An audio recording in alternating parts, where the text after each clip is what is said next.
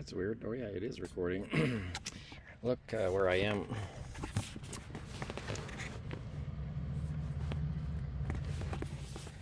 Got towed here at 3:30 in the morning. I was told next Lordco is Prince George. Didn't feel like going back. Or Smithers, because the starter wouldn't move at all. And I was in a bad part of the road that was dangerous at the beginning of a construction zone on the side of the road. So, yeah, so I ended up here. Beautiful view. But going to Lordco, the lady who's the temporary manager here in Smithers says, yeah, she'll remember. She didn't tell the boss that she'll give me back in cash when I showed the receipt when I removed the starter. Napa has a price. I said as long as it's not less than that. And it's strange that the guy that dealt with In Gear Mechanical in Quesnel on the phone got a copy of the receipt, and I didn't get a copy of the receipt by email. That's kind of strange, because I keep proving to people how honest I am, but because I don't treat life like a Monopoly game where it's about screwing other people. So in making sure I don't get, because the core was returned to a Lordco, or maybe it wasn't, and that's not my fault. But to be charged for the core price again, which means not doing a return at Napa, is I don't think I should pay that, because I've had it towed a couple of times for new starters, and towed is a cost. No, you're paying the insurance.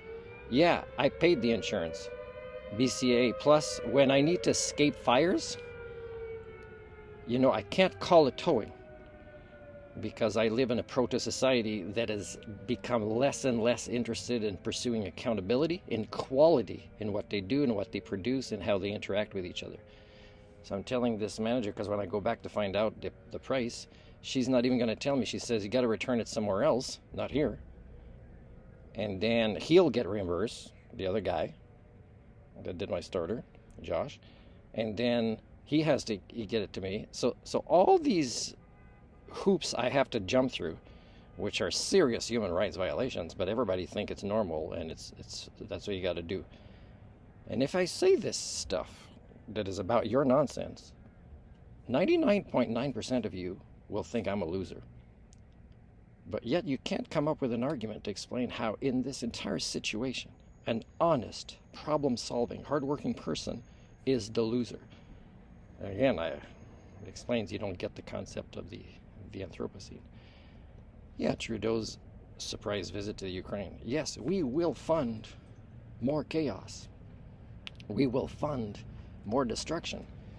We will not offer to negotiate or kick both Russia and Ukraine out of the UN with the assistance of others. No, that's not what elites that move money around and see we're going to be the winners, and I'm popular hugging this guy and whatever, while your citizens are on fire. So I asked, by the way, I requested a copy of the transcript of the conversations between Greta and Trudeau from years ago, because I was curious to see if Trudeau would have let Greta talk to his kids. What an honor that would have been for his kids. But I mean, pretty much Greta says, yeah, this guy is like Canadian hypocrisy. He's like, they fund destruction, either war or the oil industry. And here again and again, people don't get this. They talk about fires as their trucks are running with the window open. Yeah, you guys just don't grasp how nuts you are. So now I'm stuck here, and people already probably find me hostile because I'm fighting for my human rights, right? I'm advocating for myself.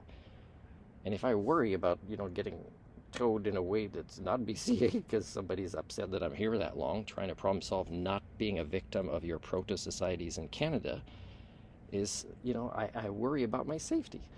Now, I had decided that if this was easy to solve, that this would be a society, if I don't get the job in the other place, because housing and transportation don't exist in Canada for me to have that job, is I was going to just not say I'm poor or have any hardships, because people think you're a loser for not wanting to be a Monopoly player that victimizes other people with less and less quality.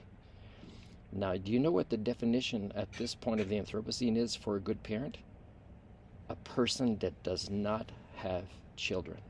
That's really what it is. If you guys don't get this, it's really not a good time of history to root for a country in a war or the other country, to think you'll have kids, to think you're this close to buying a house that's not going to burn, and that you won't own anyways. It'll be the bank. You'll never probably finish paying it. And if you do, you've probably screwed a lot of people or been part of the problem of what's happening in the world right now, if you can afford a house.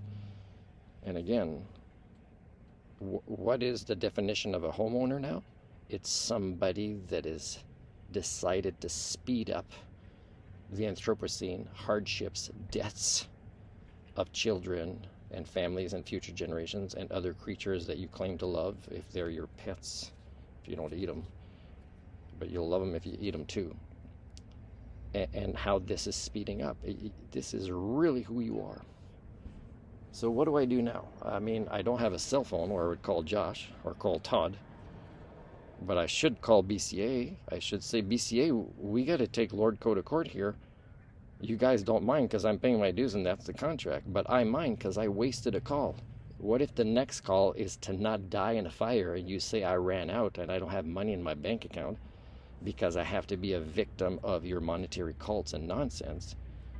I tell you, I'm not making this stuff up. You are not human, and I am an Homo sapien living among you. Now, if you think that it's normal for me to be victimized in this way, imagine if your Jesus comes back and he's superior to me. That means you would treat him with even more persecution, shunning, disrespect. Yeah, so good people, I don't think that exists anymore. People that care about others, including their own kids, people that understand that they are, during conversation about what's happening in the world, causing it in their behaviors as they're talking about it. I'm sorry, you're pretty